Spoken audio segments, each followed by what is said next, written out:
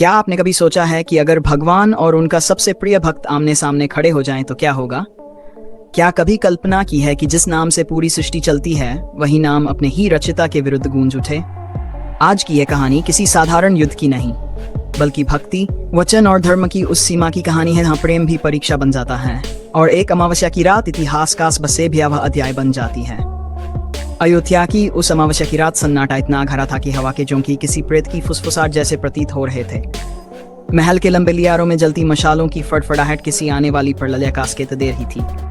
उसी खौफनाक वातावरण में ऋषि विश्वामित्र का क्रोध ज्वालामुखी बनकर फट पड़ा और राजा सुकेतु के अपराध पर उसकी मृत्यु का आदेश सुना दिया गया। भय से कांपता हुआ सुकेतु प्राण बचाने के लिए अंधेरी गलियों से भागता हुआ जंगल की ओर निकल पड़ा। भागते भागते वह अपन पुत्र हनुमान की कुटिया के द्वार पर गिर पड़ा और फूट फूट कर अपनी जान की भीख मांगने लगा। हनुमान जी ने अपने सरल स्वभाव और अटूट धर्म के कारण उसे अभयदान देने का वचन दे दिया। लेकिन तभी सुकेतु के कांपते होठों से के निकला कि उसका वध करने स्वयं मर्यादा पुरुषोत्तम श्री राम आ रहे हैं। यह सुनते ही हनुमान के पैरों तले मान धरती धंस गई। उसी रात जंगल के पशु पक्षियों की करुण चीखें एक अशुभ संकेत अब नगीन, क्योंकि अब ब्रह्मांड एक ऐसे दृश्य का साक्षी बनने वाला था जो पहले कभी नहीं हुआ था। एक भक्त और भगवान का आमना सामना।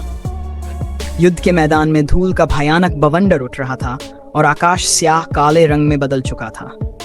एक ओर साक्षात काल के स्वामी श्री राम अपने कोदंड धनुष पर विनाशकारी बाण चढ़ाए खड़े थे और दूसरी ओर उनके परम प्रिय भक्त हनुमान, जिनकी आंखों में आंसू थे लेकिन हृदय में वचन की अग्नि धधक रही थी। जैसे ही युद्ध का शंखनाद हुआ, श्री राम के बाणों से निकली अग्नि ने बादलों को जलाकर राख कर दिया और चारों ओर ऐसी गूंज फैल गई मानो प्रलय द्वार पर खड़ी हो। हनुमान जी ने भी अपनी गदा का विकराल रूप धारण किया, जिसे देखकर दिशाएं कांप उठीं। तभी श्री राम ने सम्मोहन अस्त्र का प्रयोग किया और पूरे युद्ध क्षेत्र में ऐसा प्रतीत हुआ मानो हजारों मृत योद्धाओं की परछाइयां नृत्य कर रही हों। भय और भ्रम से वातावरण भर गया, लेकिन उस अंधकार को चीरता हुआ केवल एक स्वर गूंज रहा था, हनुमान जी का राम नाम का जाप। सस्पेंस अपने चरम पर तब पहुंचा जब श्री राम ने क्रोध में आकर ब्रह्मास्त्र का आह्वान किया। उसकी चमक से सूर्य भी लज्जित हो जाए और उसकी तपिश से समुद्र का जल उबलने लगा। देवता भयभीत थे कि क्या आज एक भक्त के कारण पूरी सृष्टि भस्म हो जाएगी।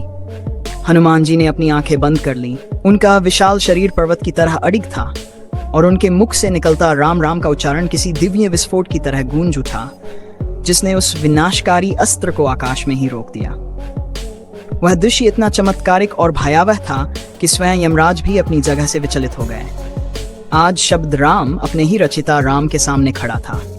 हर वार के साथ बिजली कड़क रही थी, मानो आकाश के टुकड़े टुकड़े हो रहे हों।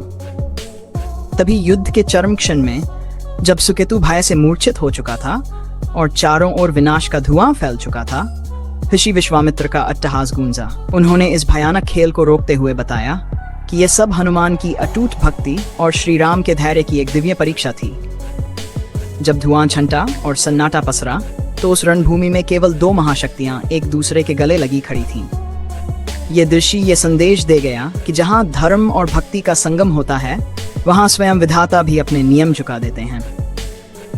अयोध्या की वह काली रात हमेशा के लिए इतिहास के पन्नों में एक ऐसे डरावने और रोमांचक अध्याय के रूप में दर्ज हो गई, जिसे सुनकर आज भी रोंगटे खड़े हो जाते हैं, क्योंकि उस दिन प्रेम ने शक्ति को और भक्त ने भगवान को चुनौती दी थी। अगर इस कहानी ने आपकी रूह तक सिहरन पहुंचा दी हो, तो वीडियो को लाइक जरूर करें और ऐसी ही रहस्यमयी, डरावनी और अलौकिक कथाओं के लिए चैनल को अभी सब्सक्राइब कर लें, क्योंकि आगे आने वाली कहानी इससे भी ज्यादा भयानक होने वाली है।